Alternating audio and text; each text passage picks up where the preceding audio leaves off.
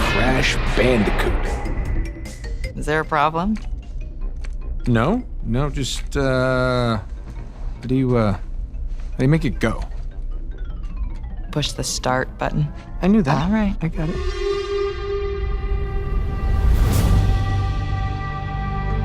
One of the greatest accomplishments of Naughty Dog is just the games that we make, and having done it for 40 years. Yeah, that's a long story, right? I mean, look, it's impossible to talk about 40 years of Naughty Dog without talking about where it all started. Jason Rubin and Andy Gavin, as high school kids, decided to just make their own games. They saw something was missing in the game industry, and they wanted to leave their mark. I was in Hebrew school at the time, and there was this guy, Andy Gavin. He was in my Hebrew school, and he was a much better programmer than I was, so I'd ask him questions when I had issues. And computers were so new then, and most of the games were in arcades and stuff, and we were 12-year-old guys who this stuff was all new and cool, and we were just like, well, let's make some. And that turned into a drive cross country to California, during which we created, I guess, or at least came up with the concept of making a character action game that ended up being Crash Bandicoot. So Crash, the idea of the game, we definitely knew we wanted to make it like a cartoon character. We had this idea that we could like take some kind of animal that was like cute and kind of a little cool and sort of obscure with like maybe like a cool name or something, that if we made this character based on it, we could sort of like own the animal. I remember when they were pitching to Sony, and it was a really big deal. You know, I remember Jason saying, you know, they're treating us like rock stars. So after Crash, we had this tremendous pressure to follow up and make our next groundbreaking title. I remember we were brainstorming and pitching ideas, and one of our animators sketched out this elf-looking character, and another one sketched out this Otzel character, and there you go. That we put those guys together, and that was Jak and Daxter.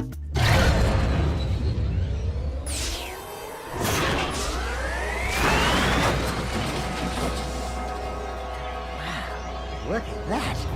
When Jak and Daxter came out, there was a lot of excitement because it was PlayStation owners' chance to play a game that is more traditionally associated with like a Nintendo release. I want information.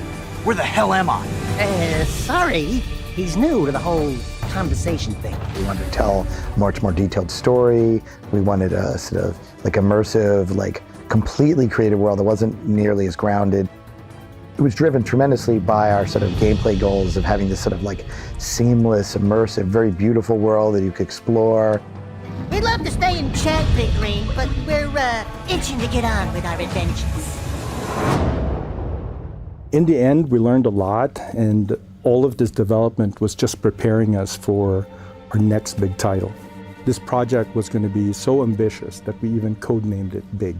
Here's the thing, kid. We don't get to choose how we start in this life.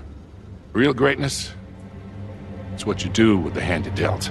Like one of the things I remember as we looked into what the next game is, was there was this list of like, what are the things we didn't accomplish that we want to maybe then take a short list and put into our next game. And I think that just speaks to, hey, we're always looking towards the future, we're always trying to evolve. If you wanted to do something cool that wasn't like 100% core gameplay, it was just a cutscene. And the goal in Uncharted 2 was like, take all those things that would have been cutscenes and make them playable. And the ambition from there, from like subsequent games, it just got bigger and bigger and bigger. Every Uncharted game always pushes some new technology, some new thing that we want to do. We're trying to create moments that we've never seen in games before. And while the tech has evolved over time, I think there are some core elements that are key to Naughty Dog and our success.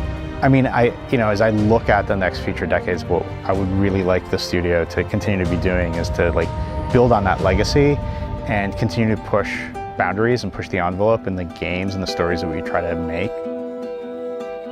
Oh, The Last of Us is about love. The Last of Us is about the duality of love, how it is the best and worst parts of us.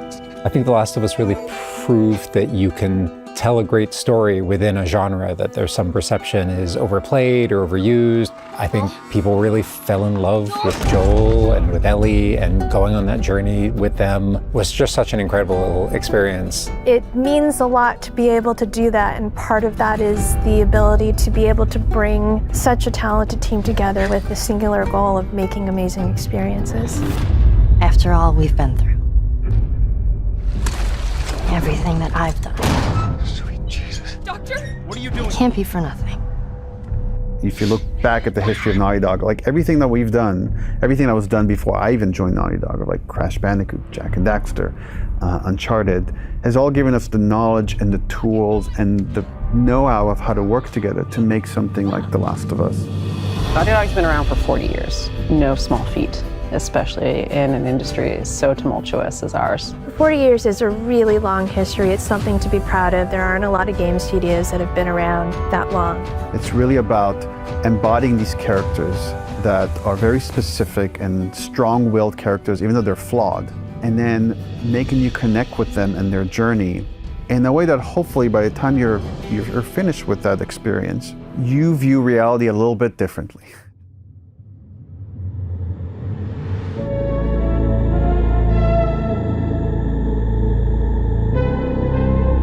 With Intergalactic, we're going to move into a world with new characters and new capabilities. I hope the future holds more of what Naughty Dog has always done, being at the forefront of making entertainment that is of the highest possible quality, telling the stories it wants to tell with depth and meaning. That is the core of our craft, is authenticity. I know our studio will continue to create amazing story-driven, character-based games that touch upon the human experience. Again, the stuff that we build here is bigger than any one person can make. That's one of the things that makes it special. But at the core of it is just this strive for excellence, of like loving what we do and looking back and being proud of the thing that we made.